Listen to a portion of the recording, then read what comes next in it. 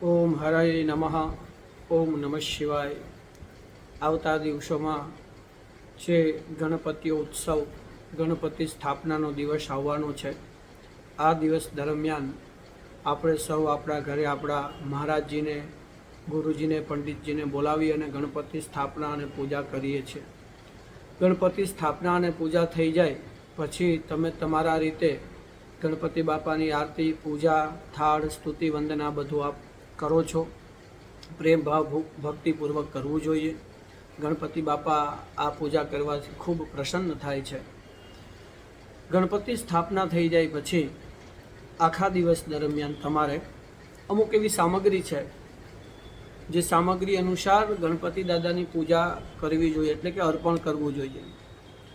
કોઈ જગ્યા ઉપર તમે ગણપતિના દર્શન કરવા જાઓ અથવા તો તમારા ઘરે ગણપતિની સ્થાપના કરી છે તો તમારે ગણપતિ બાપાને સિંદૂર લગાવવાનો, ગણપતિ બાપાને દોરવા ચડાવવાનું, ગણપતિ બાપાને ગુળવાળા એટલે કે ગરવાળા ગોળવાળા લાડુ ખૂબ જ પ્રિય છે, જેને આપણે આપણી ભાષામાં મોદક કહીએ છીએ, એ લાડુ ધરાવવા.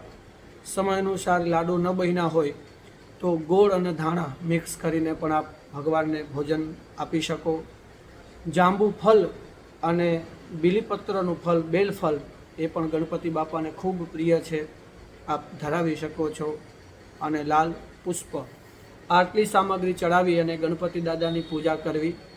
આટલા સામગ્રીમાંથી કોઈ પણ એક સામગ્રી કદાચ ના મળે તો આમાંથી જે મળે, જે તમારા સમયના શક્તિના આધારે પ્રાપ્ત થાય, એ ચડાવી અને ગણપતિ બાપાની પ્રાર્થના કરવાની.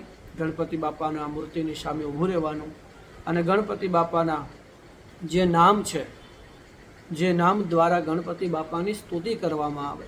હું પ્રયત્ન કરીશ કે આ વિડીયોની અંદર પણ તમને નામ ગણપતિ દાદાના આપું, સ્તોત્ર આપું અને ફોટો પણ મૂકું, જેથી તમે એનો પાઠ કરી શકો છો. અને આમ તમે લખો કે ગણપતિ સ્તોત્ર, ગણપતિ સંકટ નાશન સ્તોત્ર, તો પણ એ પાઠ તમને મળી જાય યુટ્યુબની અંદર, ગૂગલની અંદર.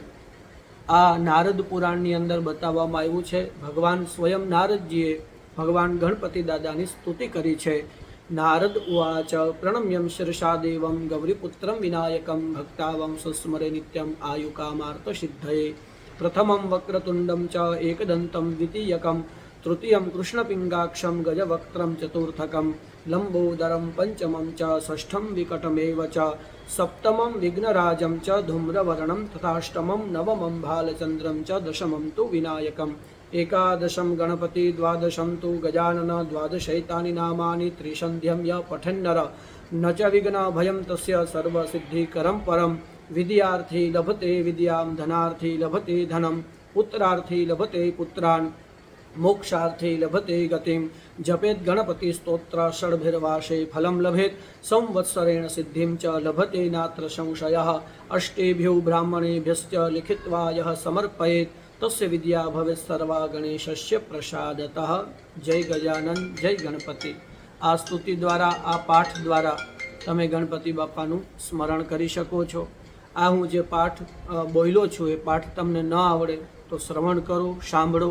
સાંભળવાથી જ પુણ્ય પણ પ્રાપ્ત થાય છે. તો આ રીતે ગણપતિ સ્થાપનાના દિવસે પ્રેમ અને ભાવપૂર્વક ભગવાન ગજાનનની આપણે સૌ પૂજા કરીએ. જય ગણેશ. ઓમ નમઃ શિવાય.